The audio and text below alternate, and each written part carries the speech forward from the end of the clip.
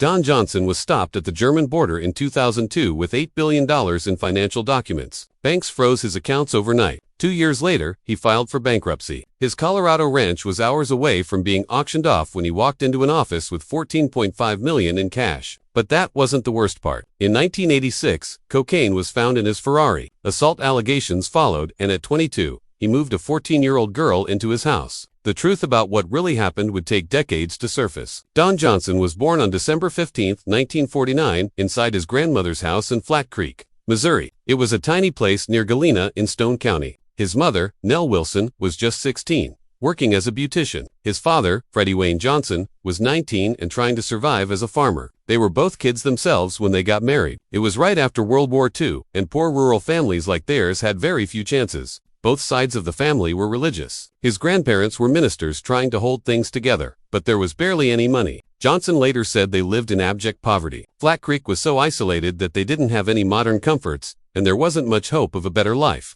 As time passed, their little house filled with stress. Freddie and Nell were too young to handle everything. They were always gone, working long hours at different jobs just to buy food. They fought all the time. Don remembered the yelling, the tension, and the feeling that nobody was really in charge. He basically had to raise himself. He said in interviews that it was incredibly dysfunctional and abusive. The fights were just one part. The real pain came from the way his father handled discipline. Freddie used belts and switches, hitting the kids hard over small things. Johnson said it wasn't just spanking, it was real violence. He believed his father was letting out his frustration about their hard life on the kids, especially him. The beatings became part of Don's daily life. He started to grow angry, rebellious, and detached. The pain built up slowly and stayed with him. When Don turned 5 in 1954, they left Missouri and moved to Wichita, Kansas. Freddie had found a job at Boeing Aircraft, which felt like a fresh start. But the problems didn't go away. The city was busy, loud, and demanding. The long factory shifts left both parents even more exhausted, and they were rarely home. The fighting never stopped, and by the time Don turned 12 in 1961, his parents divorced.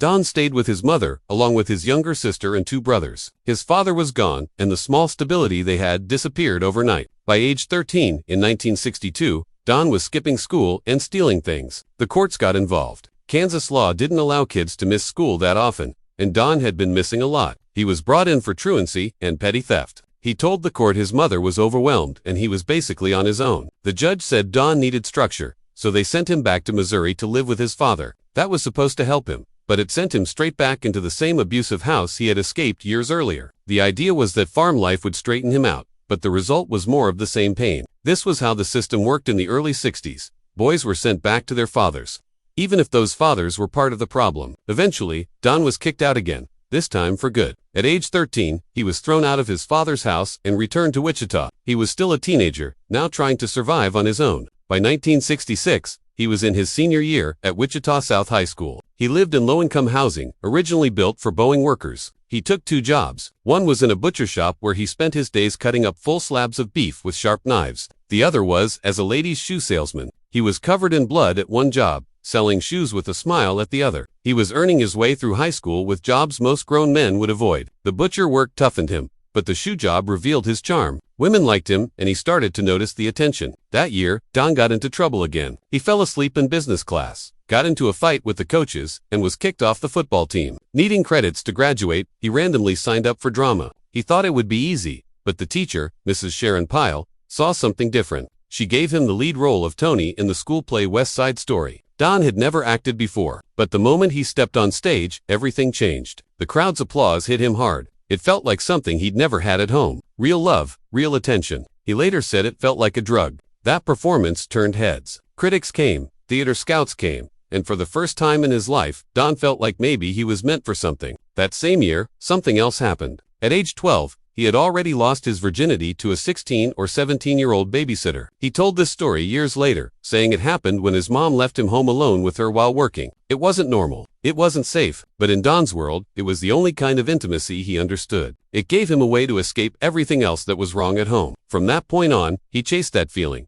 Being loved, being seen, even if it meant going down dangerous paths. After high school, he got serious about acting. He auditioned for the University of Kansas Summer Theater program. He didn't expect anything, but they gave him a partial scholarship, then a full one. It was a huge deal for someone with no money. He became a drama major, but didn't get along with the rules. He was too rebellious for college life. At 18, he started dating his acting teacher. She was 29. It shocked everyone on campus. The age gap was big, but Don didn't care. He wanted validation from older women and didn't follow anyone's rules. His looks and charm made him popular, but his choices made him controversial. In his second year, he auditioned for the American Conservatory Theater in San Francisco and got in. He dropped out of college, packed his things, and hitchhiked to California with just $20. The city was wild. It was the late 1960s. San Francisco was full of protests, hippies, artists, and drugs. Don dove straight into it all. He joined protests, tried marijuana, lived in shared houses, and met actors who were also broke but hopeful. He said this time changed him. He felt free for the first time.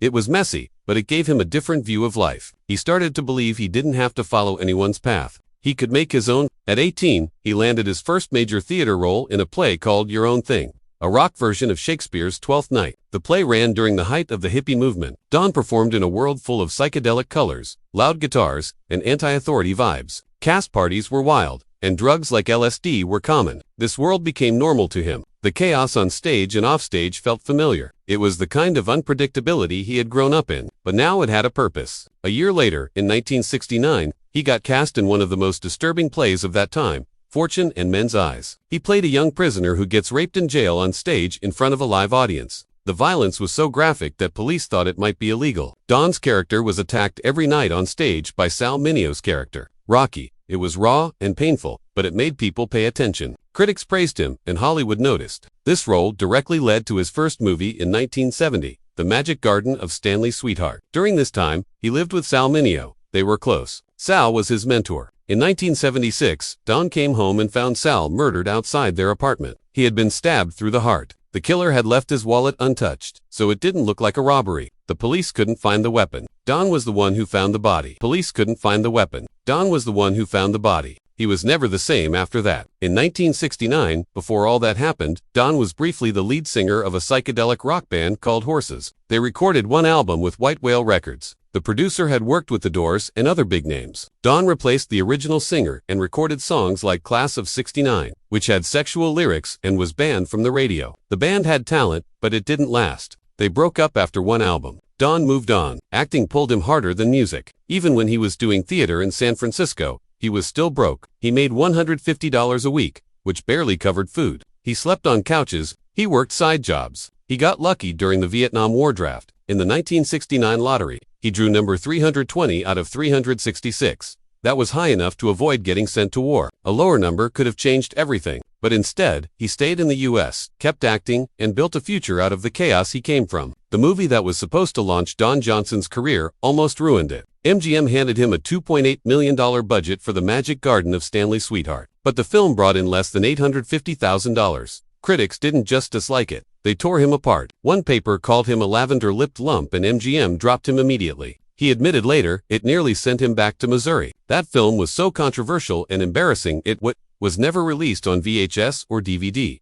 The hallucination scenes featured real Warhol stars and sexually graphic moments. Hollywood buried it. Then came Zachariah in 1971. It was supposed to be edgy, a psychedelic western featuring live performances from Joe Walsh and Country Joe. But what people remembered were the nude scenes in the desert, the strange homoerotic tension, and a 2-minute drum solo after a shooting. The film cost $3.2 million and earned only a third of that. Johnson was now viewed as unfit for serious roles and westerns stayed far away from him. By 1971 and 1972, he was doing $500 TV gigs just to stay afloat. His Gunsmoke episode didn't lead to more work, and he faced rejection after rejection. He auditioned for 4 different pilots in a year, and none made it to air. Producers made advances. He said no. It cost him roles. At one point, he thought he might move back home and work on his dad's farm. Even his agent dropped him twice. Things got worse in The Herod Experiment, 1973. The FBI got involved. There were nude group therapy scenes. Real marijuana was accidentally used during filming.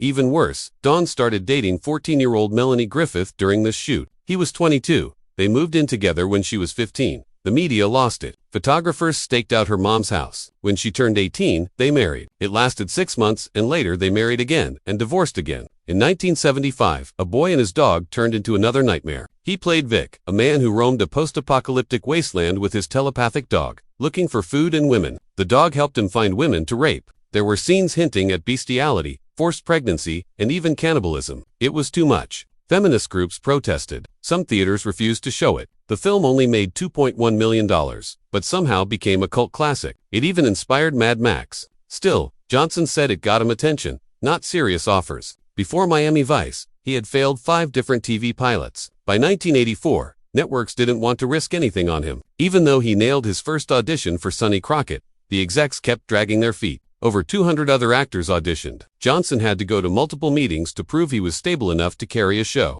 He barely got the part. The first season of Miami Vice didn't do well, but reruns over the summer turned it into a sensation. By season 2, it was top 10 on TV. Episodes cost $1.3 million each, way above other shows. They spent $10,000 per episode just for original music rights. The crew stayed in a Miami hotel for most of the production. Johnson became a household name overnight. In 1986, he won a Golden Globe. His song Heartbeat hit number 5 on the Billboard Hot 100.